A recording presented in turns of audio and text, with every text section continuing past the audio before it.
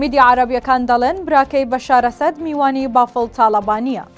هەفتەیەکە هەڵاتنی ماهیر ئەسەدی برای بەشار ئەسەد بۆ عێراق بۆتە جێگای باسوخواسی میدیا عەرەبی و کوردیەکان، بەڵام هەموویان گومان بوون و کەس نەیزانی بوو ماهیر لەکوێ و بۆ کام وڵات هەڵاتووە. شەوی ڕابردوو میدیا عەرەبیەکان بڵاویان کردەوە کە ماهیر ئەسەد لە سلێمانیە و میوانی یەکێک لە دەسەڵاتدارانی یەکێتیە.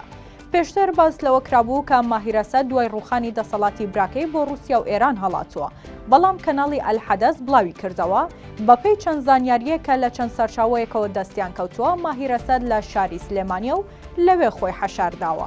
هاوکات کەناڵی ئەلعەرەبیەی سعودیەش بە هەمان شێوە و لە هەمان کاتی بڵاوکردنەوەی هەواڵەکەی کەناڵی حەدەث ڕایگەیاند کە چەند سەرچاوەیەکی ئەمنی پێیان ڕاگەیاندووە ماهیر ئەسەد لە سلێمانیە و میوانی بافڵ تاڵەبانی سەرۆکی یەکێتی نیشتمانی کوردستانە.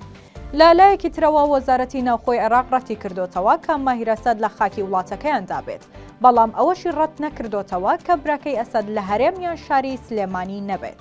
هیچ کام لە دەستگا ئەمنیەکانی سلێمانی و یەکێتیش تا ئێستا هیچ ڕوونکردنەوەیەکیان نەداوە لەسەرەوەی کە ماهیر ئەسەد لە سلێمانی بێت یان نا، بەڵام هەندێک میدیا و کەسی نزیک لە یەکێتی و سەرۆکی حیزبەکە ڕایانگەیاندووە کە ماهیر ئەسەد نە لە سلێمانیە و نە میوانی بافڵ تاڵەبانیە. هەفتەی ڕابردوو چەند ئاژانسێکی میدیایی ئەوەیان بڵاو کردبەوە کە ماهیر ئەسەد دوای هەڵاتنی لە سووریا پەنای بۆ یەکێتی و شاری سلێمانی هێناوە. هەڵاتنی و پەنابردنی ماهیر ئەسەد بۆ شاری سلێمانی ئەگەر ڕاست بێت و ئاشکرا بکرێت کە لە سلێمانیە یاخود لەوێ بووە، شاری سلێمانی هەرێمی کوردستان و تەنانەت عێراقیش ڕوبەڕووی مەترسی جددی دەکاتەوە، چونکە جگە لە حکوومەتی ڕاگوزەری سووریا و گروپە چەکدارەکان چەندین وڵاتیش لە سەروی هەمووشیانەوە ئەمریکا هۆشداری داوە بەوەی نابێت کەس داڵدەی پیاوەکانی ئەسەد بدات.